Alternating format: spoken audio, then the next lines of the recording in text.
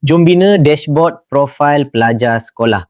Dashboard ni bila pilih nama atau kelas atau tingkatan pelajar, terus boleh tahu posisi kelas, tingkatan dan sekolah. Boleh tahu purata akademik dan kehadiran. Boleh tahu kokurikulum join dan skor pajas iaitu kelab, uniform, sukan, segak, ekstra dan purata. Boleh tahu skor dan grade tiap subjek. Boleh tahu trend kehadiran bulanan dan lokasi rumah pelajar spesifik. Jom kita buat. Mula-mula, tulis topik profil pelajar. Then, bina matrix table dan masukkan link gambar pelajar. Then, bina 7 kad untuk nama, kelas, posisi sekolah kelas tingkatan serta purata akademik dan kehadiran. Then, bina kolom chart untuk skor tiap komponen pajas iaitu segak, kelab, uniform, sukan dan ekstra. Then, bina kolom chart untuk markah tiap subjek. Then, bina donut chart untuk grade tiap subjek. Then, bina line chart untuk trend kehadiran dari Januari hingga Disember. Then, bina map untuk lokasi rumah pelajar. Then, bina lagi 4